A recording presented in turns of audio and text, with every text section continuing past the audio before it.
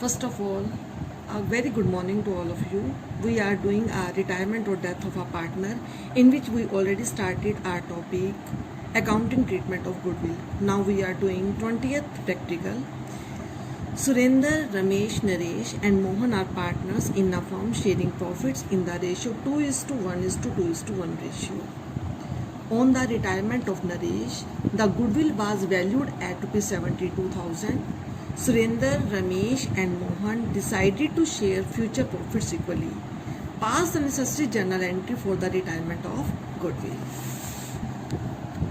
Surender, Ramesh, Naresh and Mohan, their old ratio is 2:1:2:1, and new ratio which is given in the question, they will share profit equally, means 1:1:1.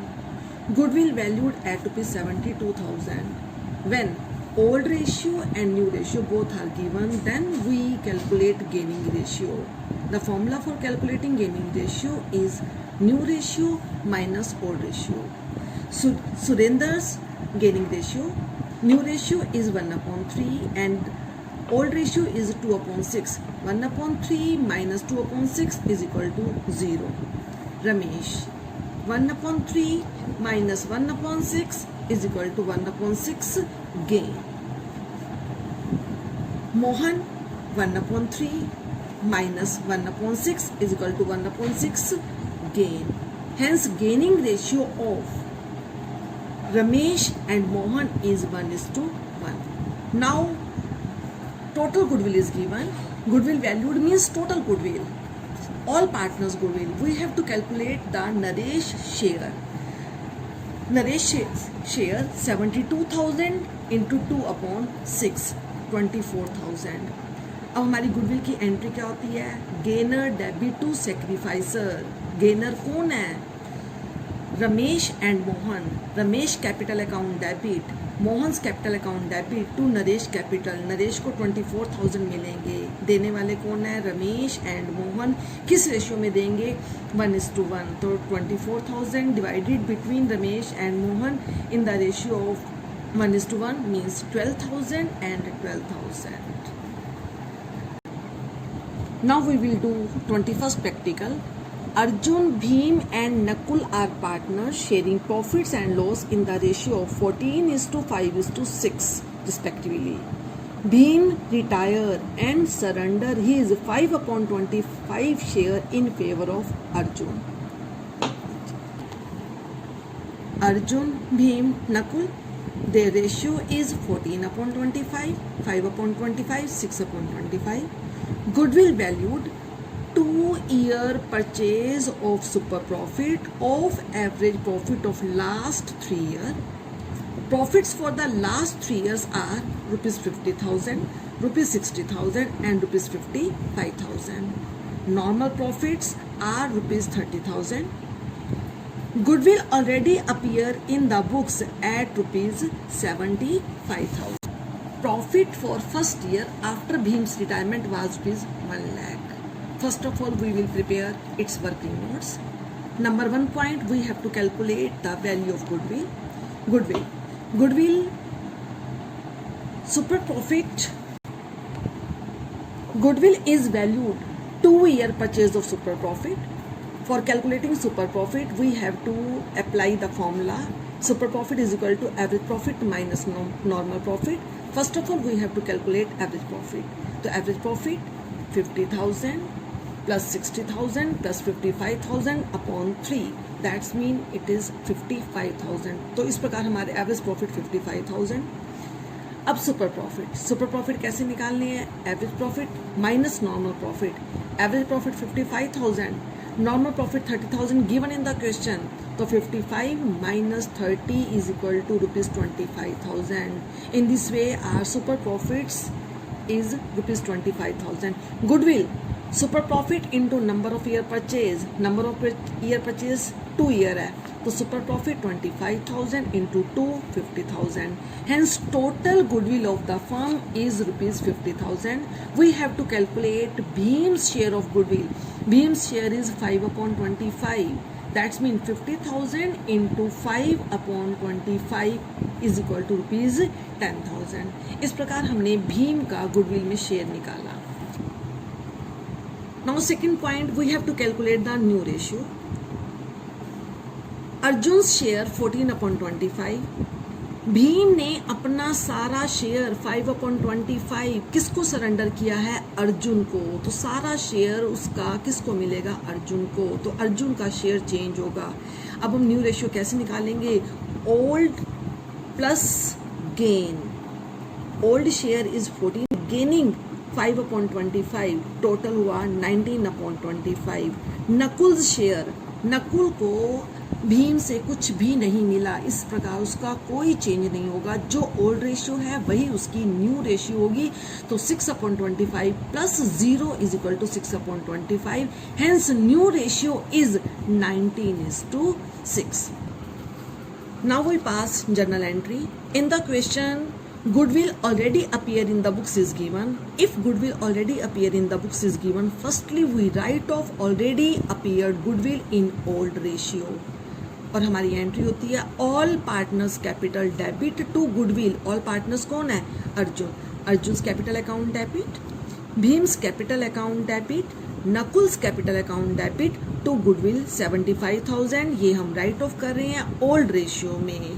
उसके बाद already goodwill right of करने के बाद अब हम adjusting entry पास करेंगे।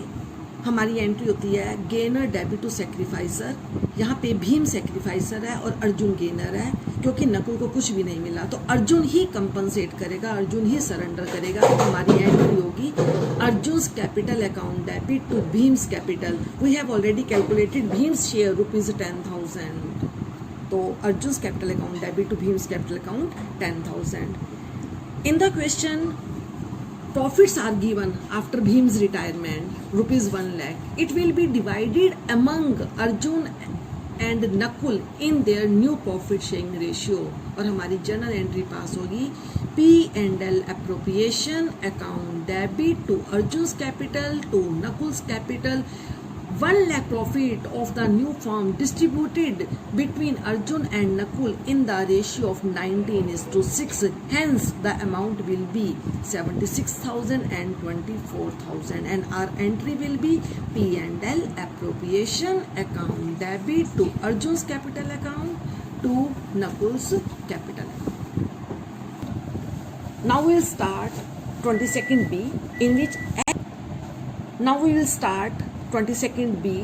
X, Y and Z were partners in a firm sharing profits in the ratio 3:2:1. X, Y, Z, their old ratio is 3:2:1. Z retired, and new ratio between X and Y will be 1:2. Goodwill valued at ₹30,000 on Z's retirement.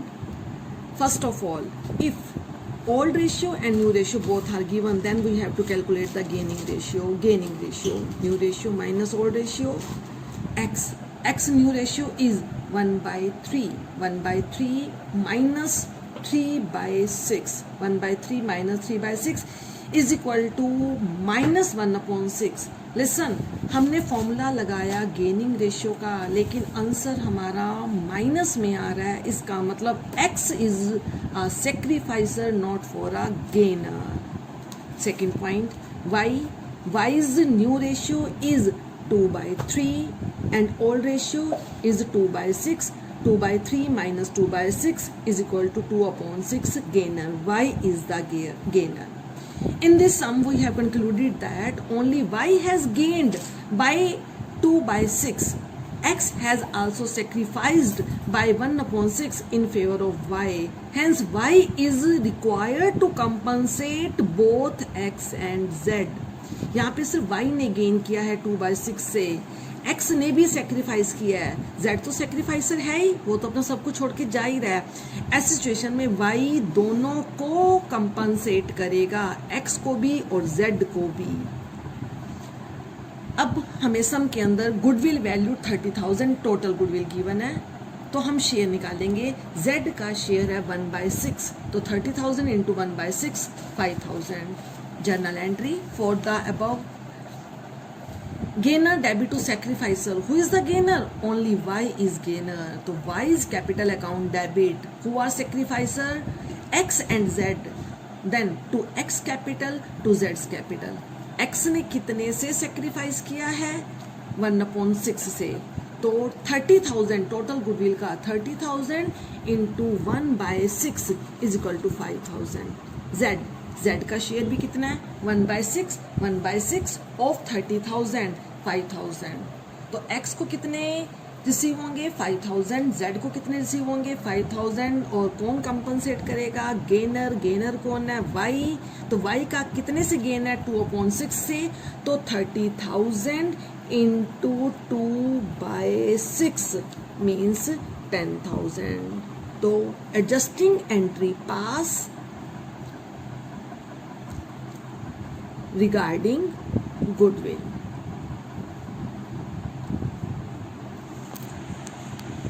Regarding goodwill. Now we will do 24th practical, in which A, B, C and D are partners sharing profits in the ratio 4:3:2:1. On the retirement of B, goodwill was valued at ₹3 lakh. A, C and D decide to continue the firm sharing profits equally. Yes. A, B, C, D, all ratio 4:3:2:1. B retired. Goodwill valued at ₹3 lakh.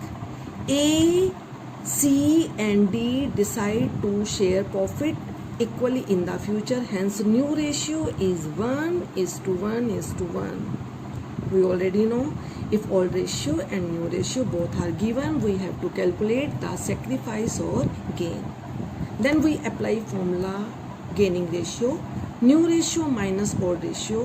In this way we concluded that A sacrificed by 2/30, B also sacrificed by 3/10, C is a gainer by 4/30 and D is a gainer by 7/30. Now we pass adjustment entry of goodwill. Gainer debit to sacrificer. Who are the gainer? C and D are gainer. C is capital debit, D is capital debit, 2 is capital, 2B is capital. How we calculate? 3 lakh into 4/30, 40,000. 3 lakh into 7/30, 70,000. A. 3 lakh into 2/30, 20,000. 3 lakh into 3/10 is 90,000. Adjustment of goodwill, where C gains 4/30, D gains 7/30 and A sacrifices by 2/30 and B sacrifices by 3/10. Now we will do 25th practical. It's a very important sum. X, Y and Z are partner. Their old ratio is 3:2:1. Y retire and selling his share to X and Z for ₹1,60,000. Y ने retirement लिया और उसने अपना पूरा share X और Z को 1,60,000 में cell किया है, यानी कि Y ने टोटल 1,60,000 लेने हैं। ₹1 lakh paid by X, 1 lakh कौन पे करेगा? X, and ₹60,000 paid by Z, और 60,000 Z पे करेगा। Means X and Z purchased Y's share for ₹1,60,000। इसका मतलब क्या हुआ कि X और Z ने Y के शेयर को 1,60,000 में परचेज किया है, जिसमें से X पेमेंट करेगा 1 लाख और Z पेमेंट करेगा 60,000। जो जैसे पे करेगा उसके शेयर को वैसे ही रिसीव करेगा।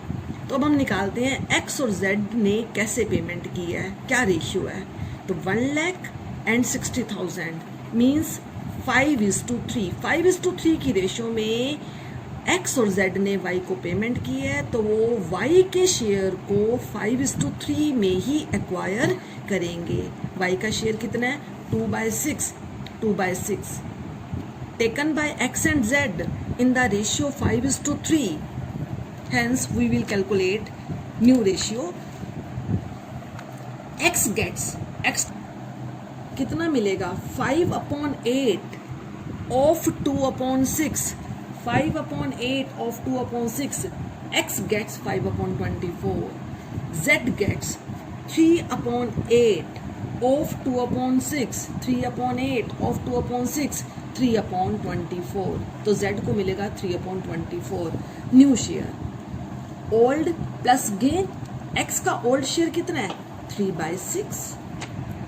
3/6 और x को रिसीव कितना हुआ y से 5/24. 3/6 plus 5/24 is equal to 17/24. Z's new share.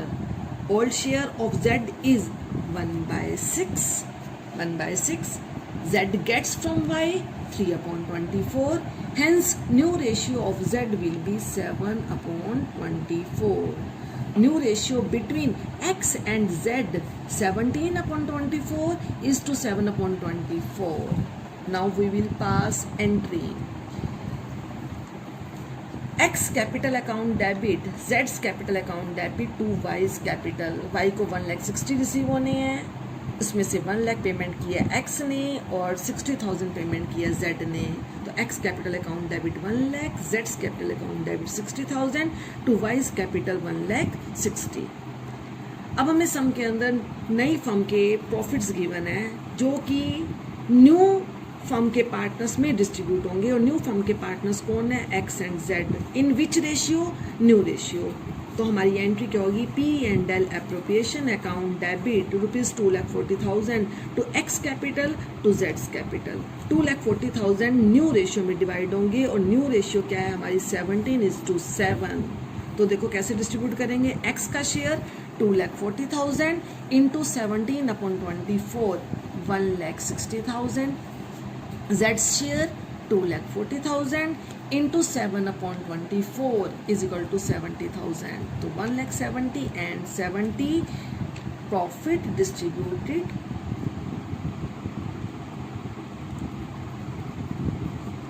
between X and Z in new ratio.